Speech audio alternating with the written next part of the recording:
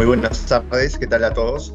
Mi nombre es Ahmed Ugarte, soy abogado senior en CDR Consulting y en primer lugar nos gustaría darle las gracias a todo el público que está conectado a través de las distintas plataformas a este conversatorio en el cual vamos a analizar básicamente y vamos a tener como temática un análisis sobre la función de los contratos NEC y FIDIC para la implementación de infraestructura pública y en específico para analizar si son opciones para los Juegos Panamericanos Lima 2027, ¿no?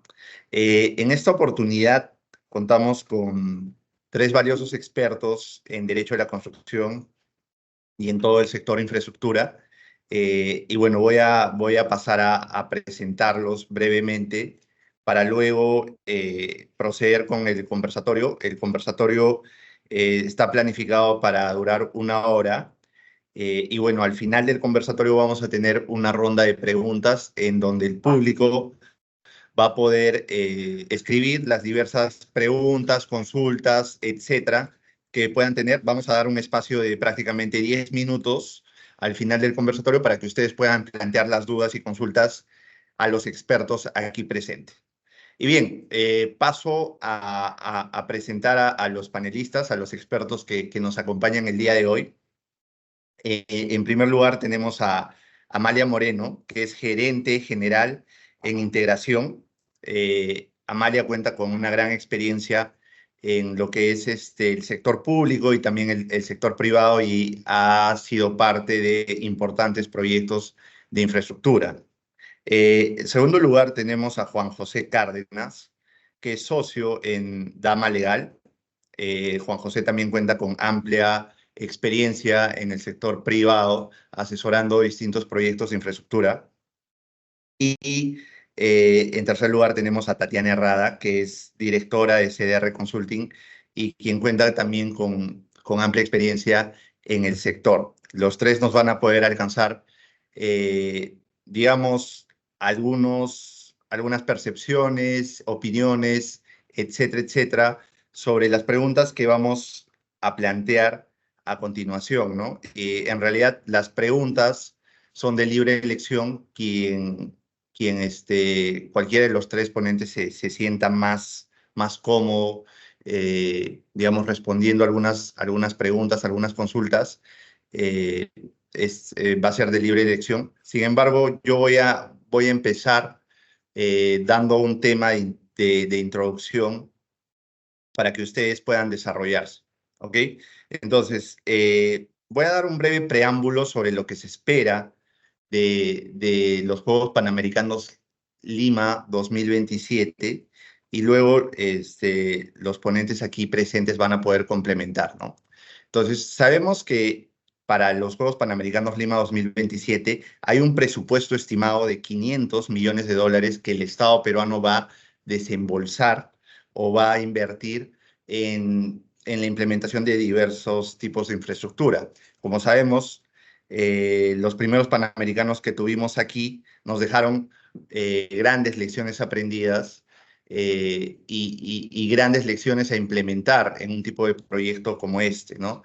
Sabemos que si bien se han construido diversas vías panamericanas, se han construido centros de alto rendimiento, la infraestructura deportiva todavía tiene mucho potencial, necesita crecer, necesitamos más estadios, necesitamos más carreteras que puedan acompañar, digamos, el normal tránsito de los deportistas que van a venir y necesitamos en general también implementar infraestructura a gran escala, no solamente en deportes que son los ya conocidos, sino también en deportes que los Juegos Olímpicos están integrando poco a poco, ¿no? Y deportes en los cuales algunas sedes en Latinoamérica se quedan cortas, ¿no? Como, por ejemplo, en Lima, en los primeros Panamericanos no tuvimos muchas sedes sobre deportes acuáticos porque no teníamos la infraestructura.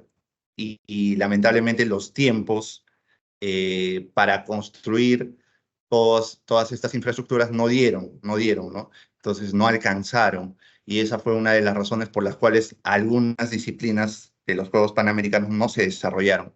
Entonces, conociendo, digamos, esta experiencia, sabiendo que hay una entidad que es, digamos, la entidad legado que administra los juegos, la infraestructura que ha sido ya construida para los Panamericanos, es importante plantearnos algunas preguntas, ¿no?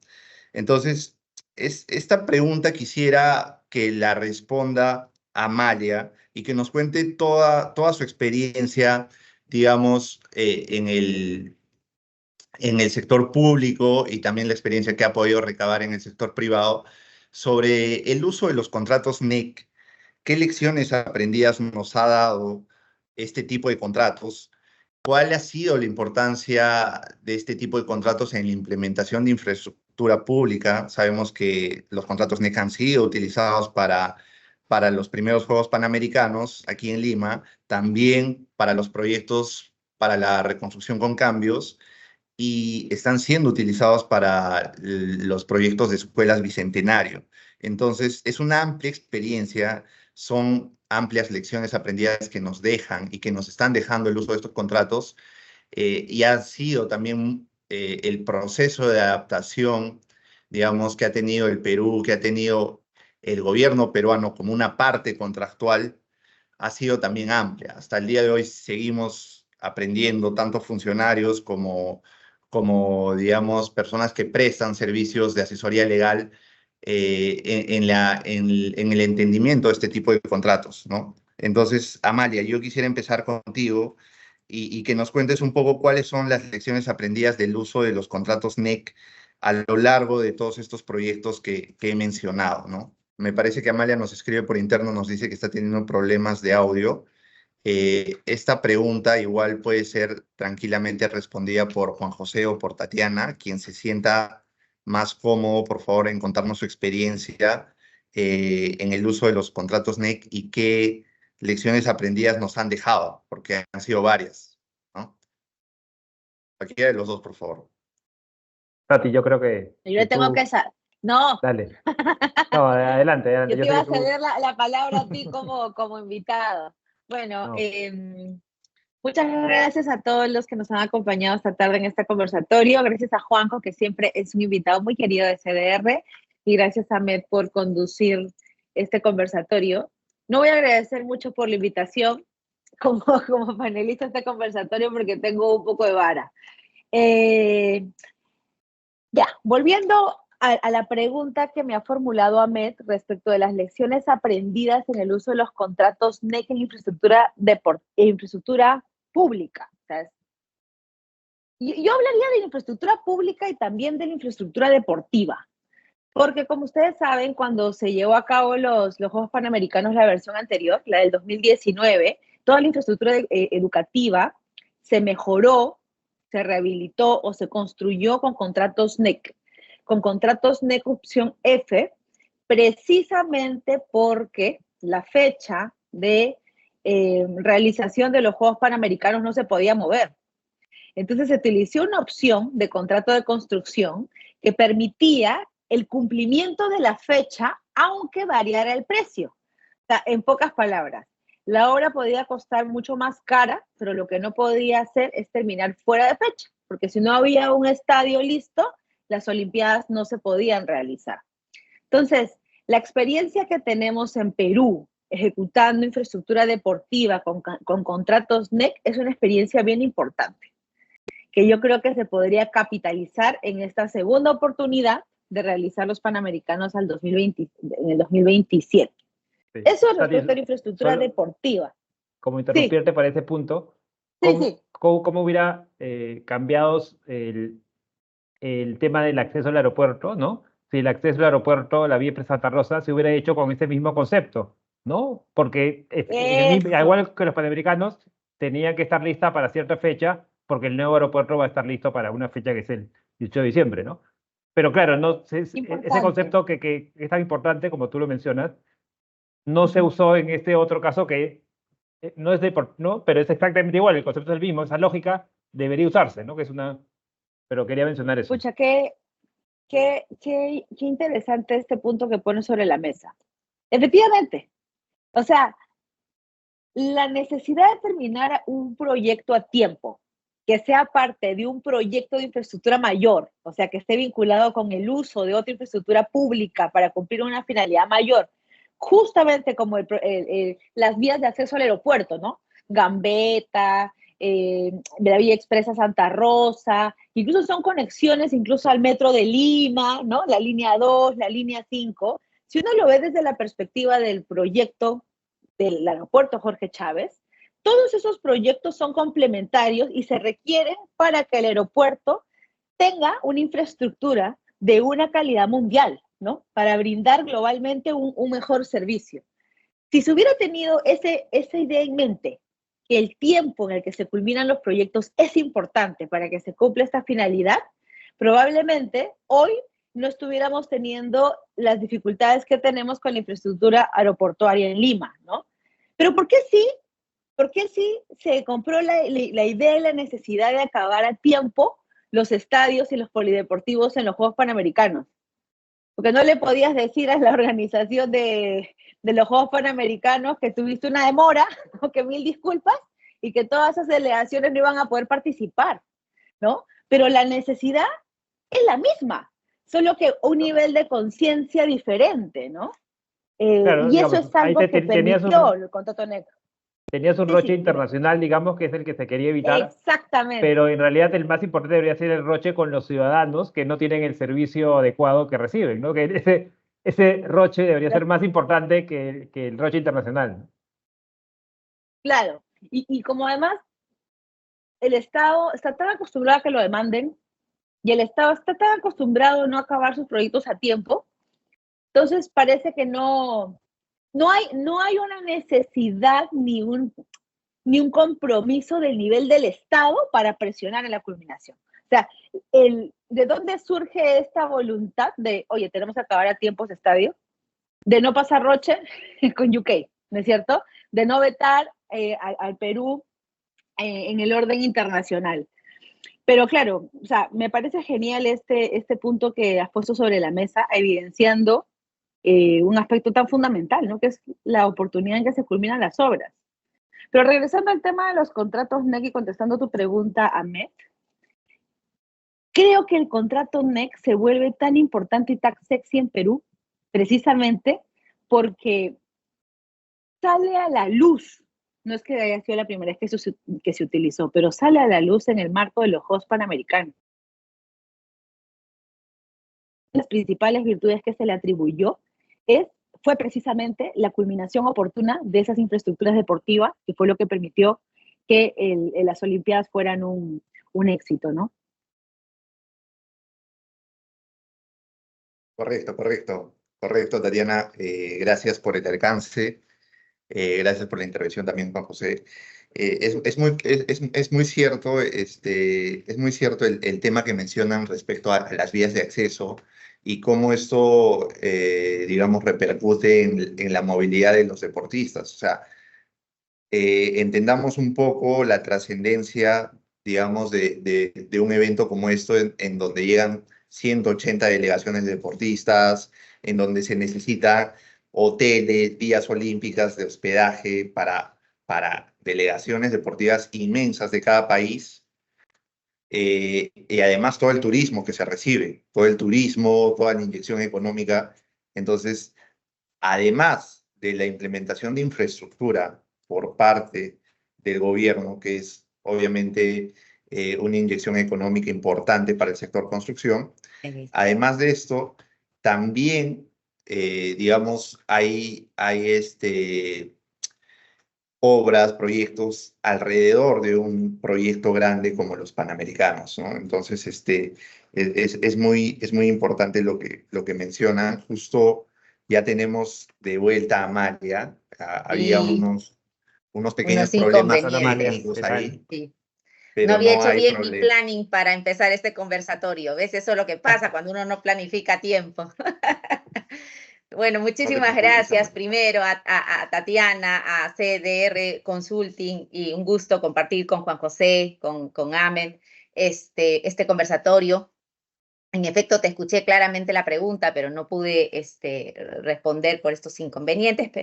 Y creo que un poco iban en la línea, escuchaba a Tatiana, a Juan José, y y yo creo que nuestro punto de partida para saber, a mí me gustó el tema cuando me lo plantearon, la verdad es que hoy día tengo una agenda bastante ajustada, pero acepté porque este tema ya hay que ir tocando. Y uno de los puntos que ustedes han señalado es, se ha creado una entidad legado para que se hagan los juegos, para mantener los juegos, las instalaciones de Lima 2019, pero saben ustedes que esa institución en este momento no tiene ni siquiera las competencias para hacerse cargo de Lima 2027.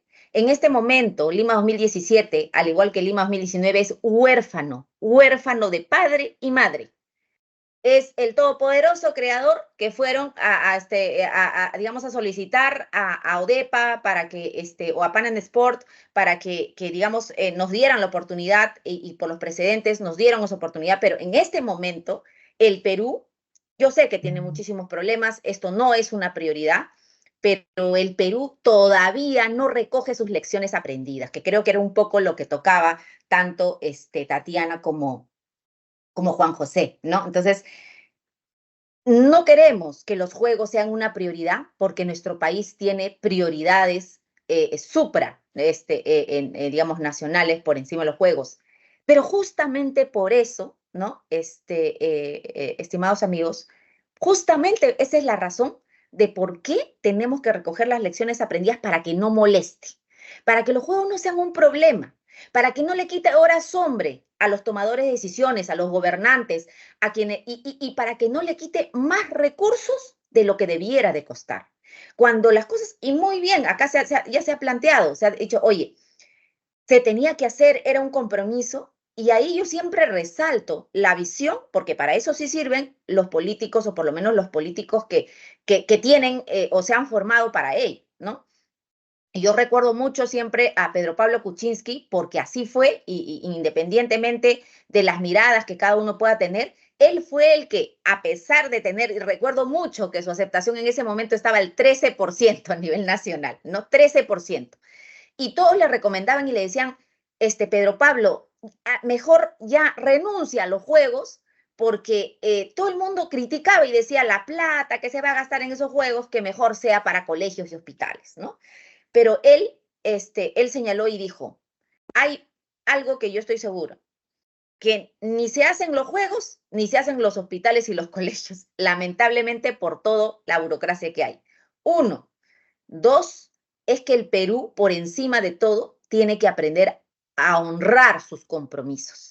Eso es un mensaje, digamos, a nivel mundial. Uno tiene que honrar sus compromisos y es justamente de lo que hablaban ustedes, ¿no? O sea, ¿por qué, por ejemplo, Pan Am Sport, o sea, es la primera vez que en un país vuelve a ser sede, dejando digamos, unos juegos en el medio? O sea, ¿por qué? Porque exactamente, porque nos hemos ganado esa reputación. Entonces, ahora no podemos desechar, y sinceramente yo era la más preocupada, asustada cuando decían, oye, mira, hay muchas posibilidades de que nos den los juegos, y decía, Dios mío, o sea, esto, para que ustedes sepan, desde mi punto de vista, es o ganarlo todo o perderlo todo, estimados amigos y compatriotas, para pensar como peruanos. Es así de importante este evento. O ganamos todos o lo perdemos todo, porque si perdemos, Lima 2019 se va a ver opacada por lo que se pueda hacer mal hacia adelante. O sea, nosotros mismos hemos puesto una valla aquí en los Juegos, en todo sentido, en todo sentido.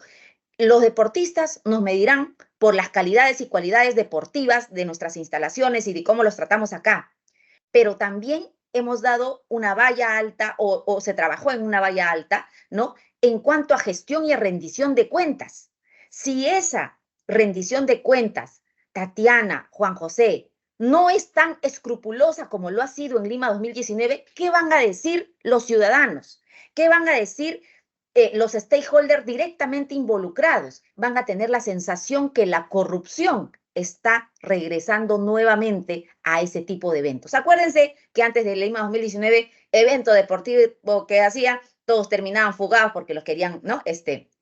Encarcelar. Entonces, esa sombra nos puede perseguir, y por eso que es importantísimo el tema que se está tocando hoy. Ya hay que pensar todos digamos, como ciudadanos responsables, ¿no? Y de repente desde cada uno, desde su cantera, desde su especialidad, si conviene o no hacer un convenio de gobierno a gobierno de cara a Lima 2019. Ya hay que decirles, ¿no?, al gobierno de turno, no dejes para mañana lo que puedes hacer hoy, porque hoy ya tienes que tener centrado qué es lo que quieres hacer, cómo es que tienes que planificar desde ahora para que incluso los ahorros, digamos, en costos sean mayores, pero sobre todo para que no se pierda, no se perjudique el valor ganado en los Juegos Panamericanos Lima 2019, ¿no? Y para eso, obviamente, yo también tengo algunas ideas, pero solo quería un poquito así, ponerles un poquito a modo sensacionalista dónde estamos con estos juegos, ¿no? Claro, claro que sí, Amalia. No, muchas gracias. Digamos, nos has dado una perspectiva bastante detallada de cuál es la mirada que tenemos que tener respecto a la planificación de estos juegos que en realidad no parecen tan cercanos, pero viéndolo en perspectiva están a la vuelta de la esquina, ¿no? No vamos a esperar, como la última vez digamos, acudir a una oficina técnica que prácticamente nos planifique todo para recién ponernos en marcha. La idea es planificar todo esto y ver si es que en realidad cuáles son un poco las modalidades también contractuales que se pueden utilizar, ¿no? Por eso era una de las preguntas aquí en el conversatorio era si es que la apuesta o digamos, el primer resultado que habíamos tenido utilizando contratos NEC en todos estos 3 proyectos que han sido Juegos Panamericanos Lima 2019, que han sido los proyectos RCC y que están siendo los proyectos Bicentenario, Escuelas Bicentenario, nos dan, digamos, un aliciente para seguir apostando por los contratos colaborativos. Esa pregunta ya la podemos responder más adelante. Pero muchas gracias, Amalia, por tu intervención. En este caso, quería hacerle una pregunta a Juan José. Y justamente tiene que ver con el tema de las modalidades contractuales.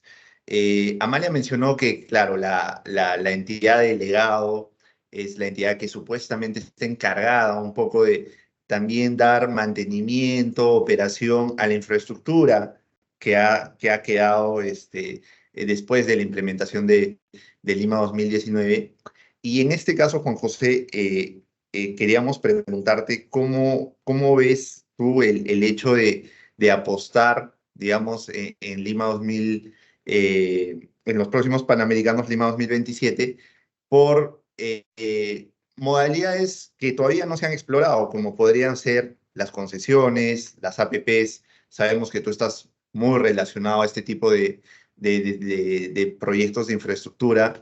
¿Y por qué la pregunta? Porque, claro, o sea, aparte de, por ejemplo, construir estadios, construir recintos deportivos, polideportivos, vías panamericanas, también es necesario una operación y un mantenimiento. Y es precisamente lo que sucede en las APPs. Es precisamente lo que sucede en la infraestructura en donde también contratas a un concesionario para que construya, opere y mantenga la infraestructura. ¿Te parece una opción válida o tú seguirías apostando por contratos colaborativos que, digamos, nos ofrezcan la posibilidad de la construcción y luego la operación o el mantenimiento estén a cargo ya de las entidades estatales como tal? Gracias, también. Justo iba a comentar eso cuando intervenía Amalia, así que cae perfecta tu pregunta. Yo recojo dos grandes, o sea, creo que hay muchas, pero dos grandes lecciones de los Panamericanos de 2019. Una ya la conversamos, que es la integralidad, ¿no? La mirada integral de un proyecto. Los Panamericanos eran un juego, tenía que hacerse todo para que ese juego, ¿no?, saliera de la mejor manera y salió excelente, ¿no? Eso lamentablemente como país no hacemos en el resto de proyectos, ¿no? No lo hacemos en el aeropuerto, no lo hemos hecho en Chancay tampoco, no lo hacemos nunca. O sea, miramos los proyectos separados, ¿no? Los propios ministerios ven los proyectos individualmente, pero no cómo está uno conectado con el otro. El tema del metro o las líneas del metro es un ejemplo perfecto de esa falta de mirada integral, ¿no? También pasa que yo, por ejemplo, sí, yo soy partidario de un ministerio de infraestructura, ¿no? Donde se concentre en un solo sector todo el desarrollo de la infraestructura. Creo que sería eso mucho mejor como país. Pero bueno, esa mirada de integralidad es una primera lección de los Panamericanos. Y la segunda para mí es el uso de diversas herramientas, ¿no? Porque hablamos, yo siempre lo menciono, hoy día para hacer infraestructura tenemos muchas herramientas, ¿no? Antes teníamos solamente la obra pública, ¿no? Después llegaron las APPs, o concesiones antes, después llegó las obras por impuestos, ¿no? Y después llegaron los contratos NEX y los acuerdos gobierno-gobierno, y hoy día y ninguna es ni buena ni mala, ¿no? Todas son Así es. complementarias y tienen que ver cuál es la que mejor se adapta para un caso particular, ¿no? Y de hecho se habla mucho de los NEC para los panamericanos, pero no fue la última herramienta que se usó. Por ejemplo, en la operación y mantenimiento se usó, ¿no? Se hizo con un Facility Management, también bajo la umbrella del gobierno-gobierno, pero un contrato de Facility Management con una empresa privada, que entiendo que ha funcionado muy bien, ¿no? Tuve la oportunidad de visitar alguna de las infraestructuras que han quedado y una de las razones por las que hemos ganado, ¿no? Para los nuevos panamericanos es porque la infraestructura está muy bien mantenida, muy bien, ¿no? Con lo cual, mañana se podrían hacer, o de hecho se hacen, ¿no? Cosa que no teníamos antes desde los panamericanos, con ese legado de la infraestructura, hacemos campeonatos mundiales de diversas categorías, de diversos deportes que antes no se podían hacer en el Perú, ¿no? No se podían organizar en el Perú. Es algo que no se conoce mucho, pero hay una serie, creo que este año leía la vez pasada, va a haber 5 o 6 eventos mundiales de diferentes deportes usando esa infraestructura que no teníamos antes de los Panamericanos de 2019, ¿no? Entonces, sí, yo creo que hoy en día tenemos la capacidad en los Panamericanos del 26, pero en general en el Perú, de mirar integralmente, haciendo infraestructura, ¿no? Y diversas obras, ¿no? Con una mirada integral, usando diferentes herramientas, ¿no?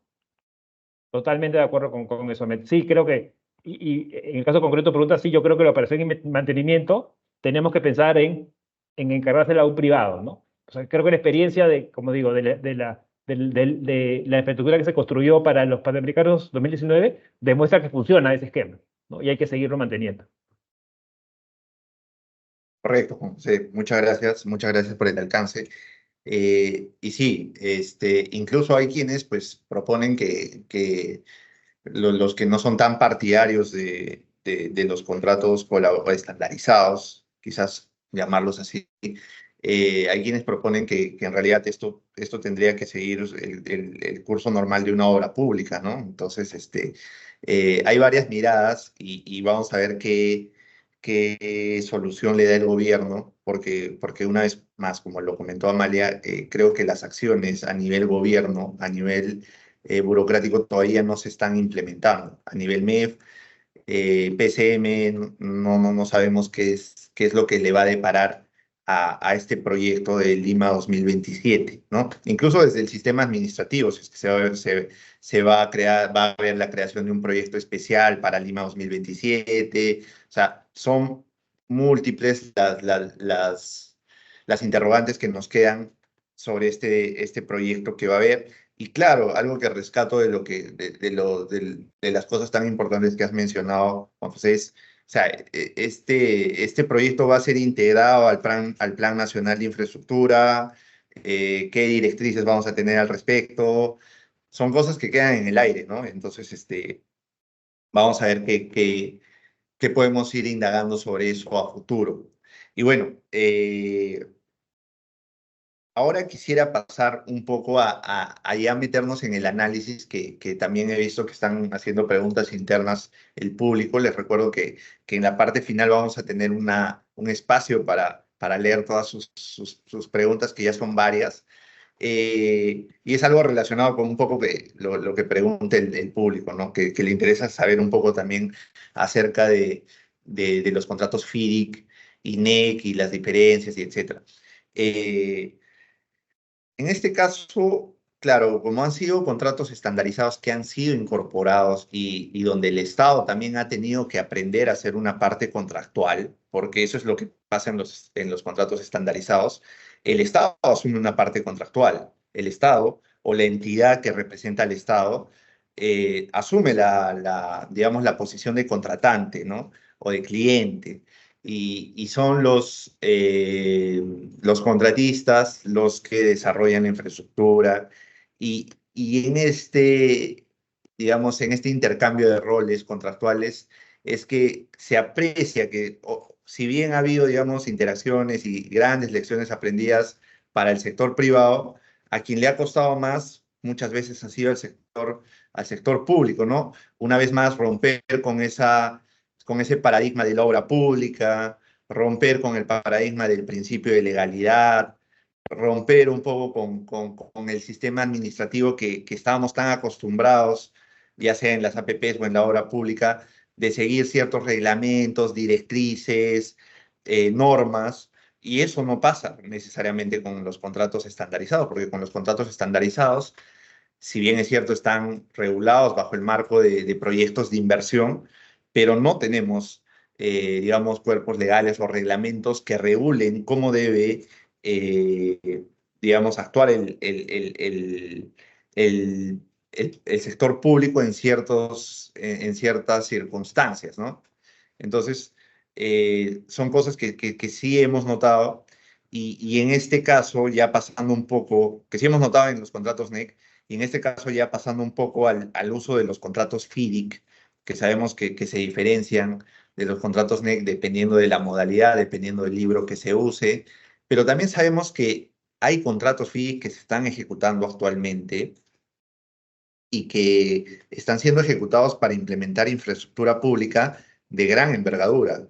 Tenemos el aeropuerto de Chinchero, tenemos la carretera central, tenemos el Hospital Antonio Lorena, y un sinnúmero de obras grandes que se están ejecutando con esta modalidad, ¿no? Entonces, la pregunta que estaba originalmente planteada para Tatiana es, ¿cuál crees o cuál consideras que es el aporte de los contratos FIDIC en la infraestructura pública en el Perú?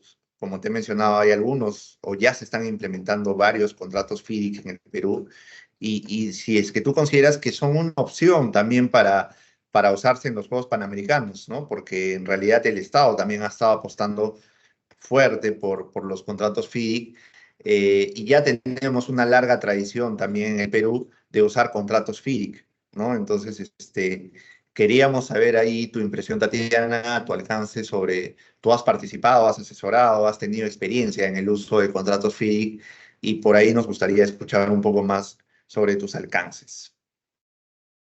Gracias, Ahmed, por la pregunta. Mira, yo creo que uno de los principales aportes de FIDIC en la experiencia peruana tiene que ver con la introducción de una nueva manera de ejecutar proyectos de construcción. Hace 20 años o 25 años, cuando se comenzó a utilizar FIDIC, era muy novedoso, ¿no? Y rompía muchos paradigmas cuando uno lo comparaba con el régimen de la contratación pública tradicional, ¿no es cierto? Compara un contrato FIDIC lleno de las condiciones generales, los particulares, los apéndices, los procedimientos, tan regulado al detalle todo, con la regulación o los artículos de una ley de contrataciones, ¿no? Entonces, en su momento, el contrato FIDIC aportaba un concepto internacional, un concepto moderno. Pero el aporte del contrato FIDIC a hoy tiene que compararse con lo que ya aportó NEC. Porque en estos últimos 5 años ha habido un uso extensivo de contratos NEC, que también recogen prácticas internacionales en la ejecución de proyectos. Y entonces ahora lo que tenemos son 2 prácticas internacionales, ¿ok?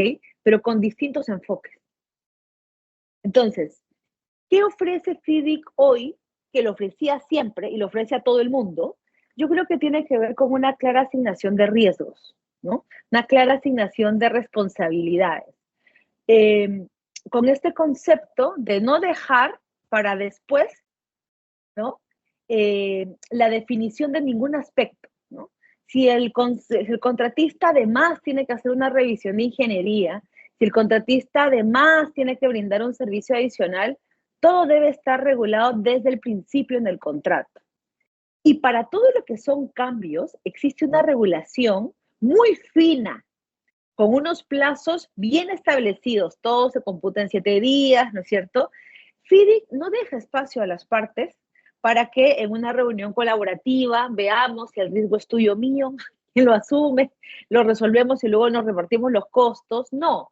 porque FIDIC no nació para ofrecer eso, ¿no? Pero entonces, ¿qué ofrece FIDIC? Ofrece eso, asignación clara de responsabilidades, asignación clara de riesgos y procedimientos bien regulados.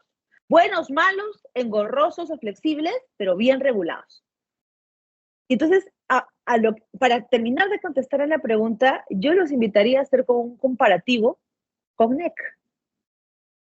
Todos los que están acá escuchando este conversatorio y los que se conectarán después, todos asocian el contrato NEC con la filosofía colaborativa. Eso ya se sabe, ¿no es cierto? Y efectivamente, este deber de colaboración que está en el contrato FIDIC tiene unas consecuencias y unos efectos que son un contraste con lo que ofrece FIDIC, ¿no? Entonces, el contraste es que NEC lo que te permite es conversar, colaborar, lo vamos definiendo, es como vamos viendo, en el camino vamos viendo. En cambio, un contrato FIDIC es no, en el camino no vamos a ir viendo, en el camino nos dedicamos a ejecutar, ¿no? Y en el camino aplicamos lo que ya acordamos previamente. Entonces, anticipémonos a todo y luego nos dedicamos a construir, ¿no? Entonces, el aporte de FIDIC principalmente es eso. Es una regulación muy minuciosa de casi todos los aspectos relacionados con un proyecto. Por eso es que también en términos de volumen, un contrato FIDIC es así y un contrato NEC es así. No sé si he contestado la pregunta de una manera clara. No, sí, claro que sí, Tatiana. Y sí, lo has mencionado bien. Hay diferencias marcadas en el uso de los contratos FIC y los contratos NEC. No se puede decir que existe la fórmula mágica para desarrollar la infraestructura. Va a depender mucho de la estrategia que plantee también el cliente sobre el tipo o la especialidad en la infraestructura que va a querer desarrollar, ¿no? Y es por eso que de una u otra manera va a elegir si es que le conviene un contrato FIDIC, dependiendo también de las particularidades del proyecto, o si es que le va a hacer más rentable, más beneficioso desarrollar cierta infraestructura mediante un contrato NEC. Y además, tengamos en cuenta que tanto los contratos NEC como los contratos FIDIC tienen distintas opciones y tienen distintas modalidades. Es decir, no se agotan en un solo tipo de contrato. Hay diversos tipos de contratos para cada tipo de infraestructura o para cada tipo de negocio o para cada tipo de sector, ¿no? Entonces, claro, es un análisis que hay que hacer caso por caso, pero sí, lo has planteado bien. Hay lógicas que, digamos, o modalidades que sí son bien marcadas dependiendo de cada contrato. Y bien, ahí, Ahmed, si me permites, yo quería comentar en relación a lo... O sea, creo que una lección que yo saco no del contrato NEC, sino del enfoque del contrato NEC, es el contrato colaborativo, ¿no? Porque el enfoque que tenemos, yo más APPs ¿no? que contratos NEC, y en las APPs el enfoque es adversarial, ¿no es cierto? Ni hablar de la obra pública, ahí es recontra, ahí son enemigo a muerte, ¿no? Pero incluso en la APP, que debería ser más, ¿no? Asociación público-privada, no hay mucha asociación público-privada ya una vez que en la ejecución del contrato, ¿no? Es una visión más adversarial. Entonces, ese enfoque adversarial, ¿no? Genera muchas de las cosas, y en las APPs, igual en la obra pública, en la obra pública peor, porque la obra se queda paralizada y nos vamos al arbitraje. En la APP, digamos, se sigue operando la obra, pero no todo termina en arbitraje, ¿no? Entonces, no... Es el peor de los mundos, ¿no? Un enfoque adversarial, y que en lugar de solucionar los problemas te vas a arbitraje y a que el arbitraje resuelva, ¿no? Ya. Yo también quería hacer un comentario, a ver si me permites. Sí, claro, adelante. Y yo creo que yo voy a hablar desde el punto de vista de la teoría, porque yo no he ejecutado un solo contrato con FIDIC, entonces no puedo hablar con conocimiento de causa. Pero vamos a decir porque un poco la meca también de los FIDIC fue también Reino Unido, ¿no? Y en realidad es un poquito como que con el desgaste, porque es la misma asociación que creó el FIDIC, que después, ¿no? Creó el NEC, ¿no? Y crea el NEC justamente porque ellos también porque para ellos el FIDIC era como si fuese su ley de contrataciones del Estado, lo usaban para sus proyectos, para todo, ¿no? Y tuvieron luego una serie de retos para sus ya, que no iban necesariamente con decir que estaba bien o que estaba mal, sino que ya eran otras necesidades. Esa adaptabilidad que tuvieron los ingleses a nosotros nos cuesta muchísimo. Es decir, es como que ya estoy en este punto, yo ya necesito migrar, necesito ya incluir la operación y mantenimiento, necesito generar, digamos, ya otro tipo de resultados. No me basta con simplemente hacer el proyecto, y estamos hablando de los 90, incluso creo que un poquito antes, y ellos ya se estaban preguntando por qué no hago estos proyectos a largo plazo, ¿no? Entonces ahí nacen los NEC, porque yo creo que igual, o sea, yo veo en la teoría que digamos, se diferencian un poco en la clasificación, ¿no? Entonces, el NEC ha querido identificar, decir, oye, yo no quiero que la necesidad se adecue a mí, sino yo, NEC, te pongo toda mi tipología para que mis contratos se adecúen a tu necesidad, como debe de ser, como debe de ser. Juan José nos ha puesto un ejemplo, el Facility Management. El Facility Management es un tipo de contrato NEC. Es un tipo de contrato NEC que nació justamente, Juan José, para las infraestructuras que se habían creado sin el mantenimiento y operación. Y dijeron, oye, hay que ser solo para esto, ¿no? Y entonces, y claro, el Facility Management en el mundo no tiene mucho uso porque falta difundirlo, y nuevamente nosotros estamos haciendo como medio pioneros ahí, porque ya nosotros, sin saber leer y escribir, ya nos metimos a hacer el Facility Management aquí en Legado, ¿no? Y felizmente, porque ahí todavía, y eso era lo que yo quería comentarles, todavía estaban las capacidades que el propio Estado había generado a través de esta inversión. Porque la inversión, o sea, fíjense en los Juegos Panamericanos, ¿no? Fue realizado, su objetivo era celebrar un evento deportivo. Alguien había visionado de que nos iba a permitir insertarle a la gestión pública tantas buenas prácticas. No, ni lo pensamos ni conocíamos. Y como siempre cuento, cuando me decían, Amalia, ¿y tú cómo es que aceptaste aplicar estos contratos NEC? Porque cuando vienen los ingleses, a nosotros nos dijeron, bueno, para este proyecto vamos a planificar, y lo que nosotros recomendamos es el uso de los contratos NEC. Entonces nos los plantearon a nosotros. Y nosotros, ¿qué dijimos? En medio de nuestra amplia ignorancia dijimos, ya pues, aplicamos. Porque, ¿qué cosa le iba a decir para decirle que no? ¿Qué cosa sabía yo del contrato NEC para oponerme? Si el experto me estaba diciendo que era ese mecanismo, pues ese mecanismo teníamos que hacer. Pero habían otros peruanos que tenían mucho más experiencia que nosotros y nos decían, Amalia, ¿tú sabes lo que es eso? Esa filosofía, esa lógica del contrato NEC es, vamos a decir, para la idiosincrasia que tienen, pues, un poco los anglosajones y demás, pero no para los peruanos. Pero no nos quedaba de otra, no había otra opción. Entonces empezó a aplicarse estos contratos NEC. Entonces, este contrato NEC, lo primero, a ver, ya desde la experiencia, para mí la tipología era una cosa. Y el tema del contrato, o sea, digamos, su esencia, que era tener un contrato colaborativo, para mí también era parte, miren, o sea, era algo, no, vamos a decir, no era poco familiar, porque eso está en la teoría. Eso está en nuestra ley de contrataciones del Estado. El mayor valor por el dinero, el acercamiento, o sea, están en todas las teorías. Yo de teoría en contratación pública sabía un montón, solamente que no había comprado un caramelo en mi vida, pero la teoría la sabía. Y en todos los libros que había leído hablaban del del contrato colaborativo. Y universalmente se conoce dos contratos colaborativos, o sea, digamos universalmente porque hay otros, ¿no? Estados Unidos también, por ejemplo, tiene su propio tipo de contrato, pero el FIDIC y el contrato NEC son conocidos por ser colaborativos.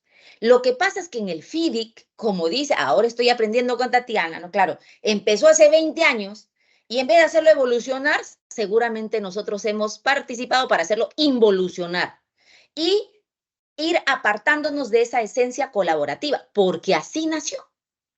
El FIDIC también tenía esa esencia colaborativa. Eso no fue el gran cambio del NEC. El NEC lo que decía es, ahora que estamos aquí, vamos a trabajar con nuevos tipos de contrato, nos vamos a adaptar a las nuevas necesidades y también algo que ya Tatiana ha mencionado, vamos a trabajar con nuestra contraparte a través de los famosos KPI, que dicho sea de paso es verdad, no están en los contratos físicos, por lo menos de lo que yo sé de la teoría, no puedo afirmar, pero eso es lo que yo lo que visibilizo. ¿Y qué es lo que yo veo hacia futuro en ambos contratos? Es que ambos tienen que continuar como está ahorita. O sea, es decir, en el sentido de hay que seguir utilizando ambos, porque uno no es mejor que el otro. El tema es que en ambos tenemos que cuidar que la esencia digamos, de su creación, de su concepción como modelos de contrato, no se pierda, ¿no? Que se utilice el contrato NEC, pero que se utilice bien. Que se utilice el contrato FIDIC, pero que se utilice bien. Y para eso se necesita desarrollo de capacidades. Esas capacidades que permitieron hacer un facility management exitoso, unos Juegos Panamericanos exitosos, pero que lamentablemente el Estado, por temas políticos, ha desechado, ¿no? Fácilmente, y que esa es para mí la principal razón de por qué yo recomendaría nuevamente un G2G, porque técnicamente la respuesta sería, ya no, porque ya hicimos uno, ya tenemos experiencia, ya no puedes estar gastando en más G2Gs. Perfecto. Esa debía de ser la evolución correcta. Pero como haya habido un tremendo bache que nos ha hundido, otra vez, para todo el nuevo aparato público que recién están haciendo, pues nuevamente vas a necesitar un G2G, ¿no? Correcto, María. Muchas gracias. Has dado un panorama muy interesante y muy general, también de lo que tú has podido ver de primera mano, ¿no? En el tema de la gestión pública. Y es cierto, necesitamos evaluar varias cosas, no solo para los Juegos Panamericanos, sino también en general, ¿no? Para el desarrollo del Plan Nacional de Infraestructura y Competitividad, y etcétera, para el cierre de brechas de infraestructura en general. Y bueno, en este punto, ya casi finalizando el conversatorio, que ha sido muy entretenido y muy valioso, damos gracias en primer lugar a casi los 100 participantes que tenemos activos a través de todas nuestras redes, porque se están conectando también por medio de varias plataformas. No vamos a poder leer todas las preguntas, porque sí han sido bastantes preguntas las que nos han llegado, pero vamos a seleccionar algunas, ¿no? Y hay una pregunta que sí me parece muy, muy valiosa y creo que la pueden responder los tres, o si gustan, uno de manera muy breve, ¿no? Y justo es el tema de los dispute boards, ¿no? Juan José mencionaba el tema de la lógica adversarial en la obra pública y cómo esto también un poco se ha trasladado a las APPs, que en realidad las APPs pues nacieron justamente para hacer una asociación entre el público y el privado, pero solamente la mayoría de contratos de APPs tienen el trato de directo y luego el arbitraje como medio de solución de controversias. Sin embargo, en los contratos colaborativos o en los contratos estandarizados sí hemos evidenciado el uso, digamos, obligatorio, porque son obligatorios, de los dispute boards, ¿no? Y lo hemos evidenciado en Lima 2019, lo hemos evidenciado en los proyectos de reconstrucción con cambios, siendo actualmente usados también en los proyectos bicentenarios y también en los grandes proyectos FIDIC tenemos dispute boards, ¿no? Porque son de uso obligatorio, y además el contrato los enlaza a su uso, ¿no? Independientemente de que sean FIDIC o NEC. Y queríamos recoger esta pregunta del público que indica cuál ha sido, digamos, cuáles han sido las importancias o cuál ha sido la importancia del uso de dispute boards en este tipo de contratos y si seguirían apostando por esta lógica de solución de controversias para los proyectos a futuro. Por ejemplo, en APPs, Juanjo, sabemos que los dispute boards no son obligatorios, son facultativos, ¿no? O sea, si las partes quieren, lo integran en su contrato, pero no son obligatorios. Nadie te dice que debas utilizar dispute boards. En contratos estandarizados, hasta lo que hemos tenido ahora, sí son obligatorios. Entonces, eso ha permitido que, por ejemplo, hayan hayan proyectos que no se paralicen, con cautelares que no se paralicen, con otro tipo de mecanismos que incluso el arbitraje, digamos, avala, ¿no? Entonces, un poco ¿cuál ha sido la experiencia y la importancia de los dispute boards y si seguirían apoyando o apostando por este mecanismo de solución de controversias en los próximos proyectos de infraestructura como Juegos Panamericanos o como las APPs que se vienen para ejecutarse en lo siguiente? A ver, la pregunta es abierta, cualquiera de los tres, el que quiera responder esta pregunta de manera breve, por favor. Tati, que es adjudicadora. Tatiana, adelante. A ver, yo creo que en cualquier escenario los dispute boards son un must. Yo creo que después de la experiencia que tenemos, que ya es importante, es significativa, de los dispute boards ejecutando proyectos de infraestructura, ya es claro que el dispute board es fundamental para que ese proyecto se acabe. O sea, y hay una cosa que es bien importante, y creo que eso está reconfirmado, me atrevería a decir que casi es en el 98, 97% de los casos. ¿Ah?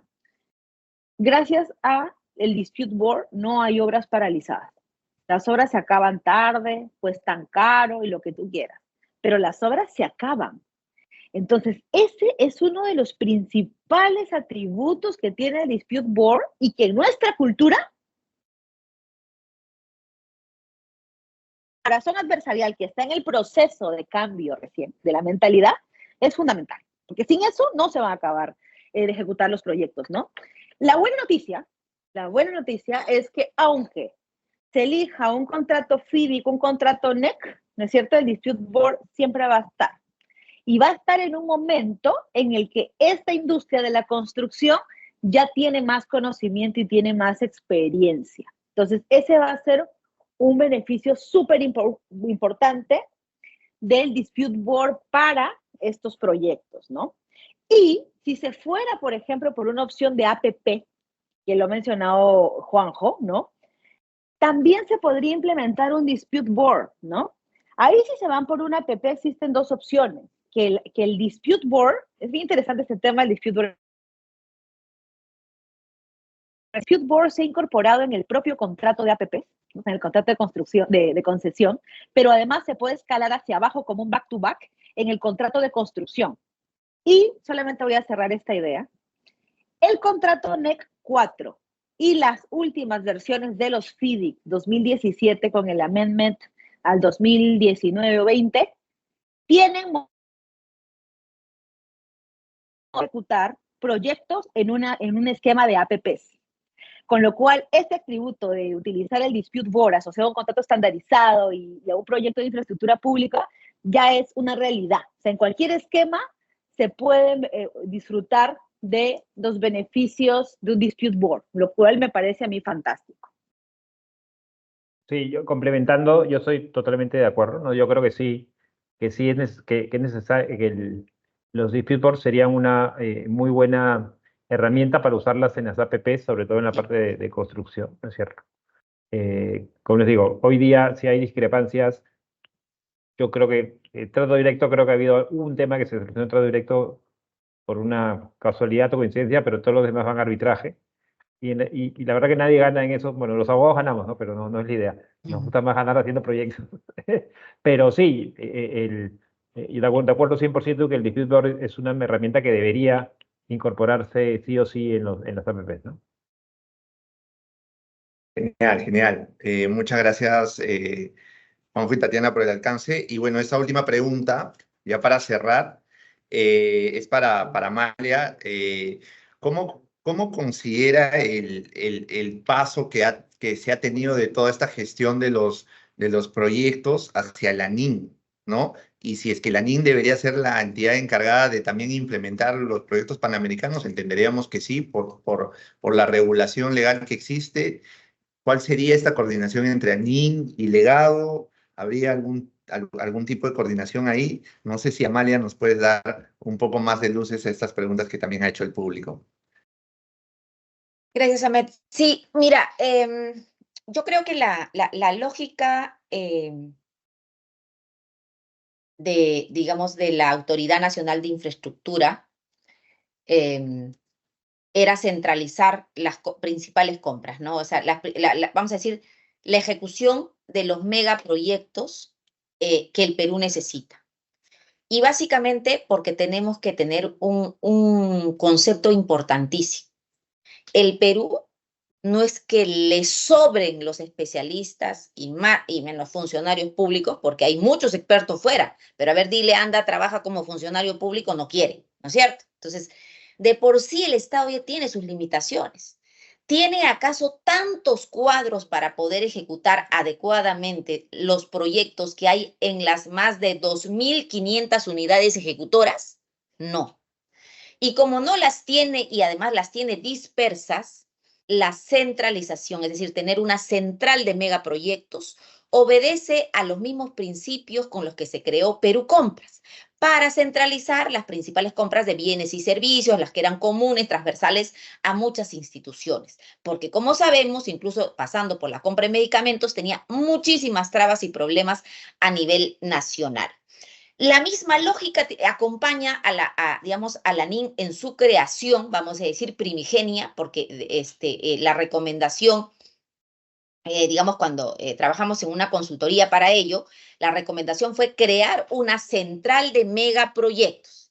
E incluso para un poco marcar distancia del aparato político, la idea era que esta central de megaproyectos sea una ejecutora adscrita al Ministerio de Economía, tal cual lo es Perú Compras, no adscrita a la presidencia del Consejo de Ministros, porque ya habíamos visto los embates que había sufrido la Autoridad para la Reconstrucción con cambios justamente por esta visión política. Entonces, lo técnico uno tiene que custodiar y tiene que tener esa visión, primero. Segundo, es que este pase, vamos a decir, de los proyectos ha sido no doloroso, ha sido, creo que el viacrucis de Jesús se queda corto, ¿no?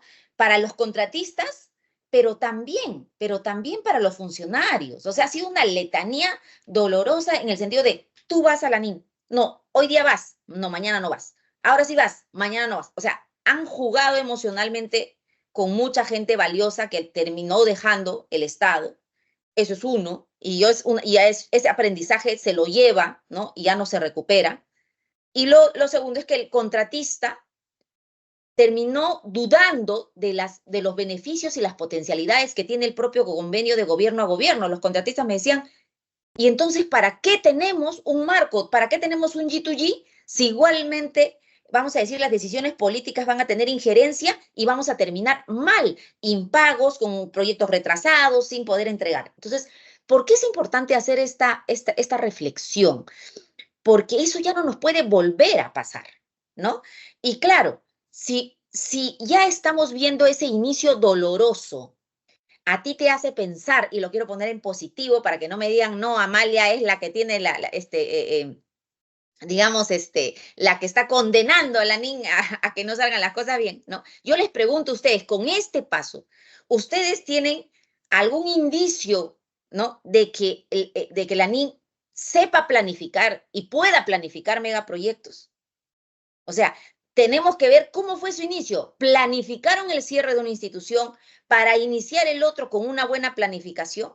La realidad todavía es adversa en este momento. O sea, nos hace pensar que no, que se puede revivir, digamos, a esta institución, sí, porque para mí nació con muchas lesiones, con muchas lesiones. Entonces, ya con el aprendizaje de la Autoridad para la Reconstrucción con cambios, que su peor enemigo fue la sobreexpectativa, ya hay que ver hasta dónde, qué puede hacer, cuáles son las potencialidades que puede tener la Autoridad Nacional de Infraestructura. Porque claro, podemos matar dos pájaros de un solo tiro. La posibilidad de ser unos juegos exitosos y una autoridad que no funciona, digamos, para la ejecución de megaproyectos. Y eso no queremos, ¿no es cierto? Entonces hay que ver bien cuáles son sus competencias y realmente si tiene el aparato, digamos,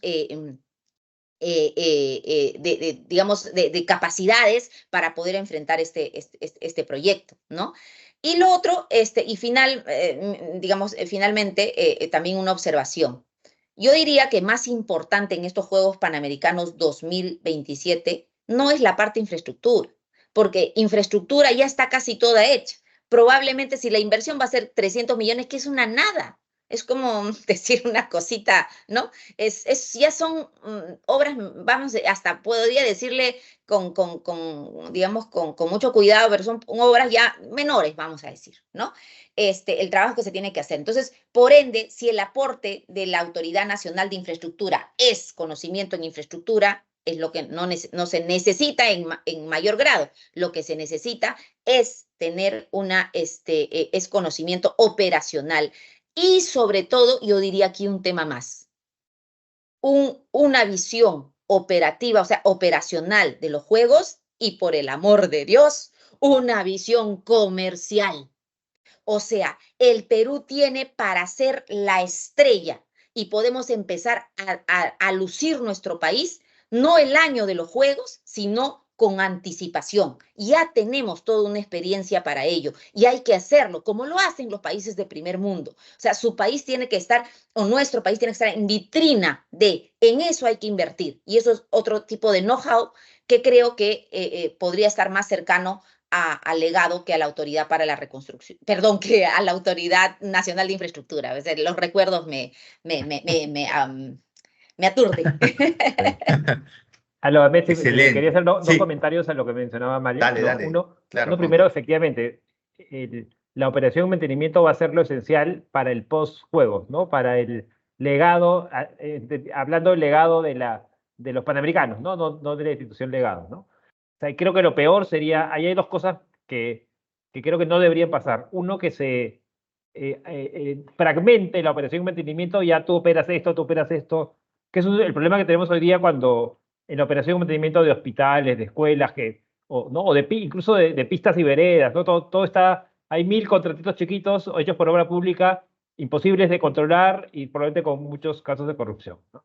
Esta estructura de operar y mantener, o sea, entregar la operación de mantenimiento en paquete, como es la actual, ese enfoque es más eficiente, consigues contratistas internacionales de nivel, ¿no? Aseguras que hay menos corrupción o cero corrupción como debería ser, pero eso es importante, no fragmentar, sino mantener el esquema actual, ¿no? Eso por el lado de la operación de mantenimiento. Y lo segundo, yo espero que la ANIN, digamos, no tiene que ver con el tema del conversatorio, que a largo plazo que se vuelva, como dije, un ministerio de infraestructura. O sea, creo que necesitamos que el sector de infraestructura se maneje con alguien con nivel de ministro que le pueda decir de tú a tú al ministro de Salud, al de Educación, ¿no?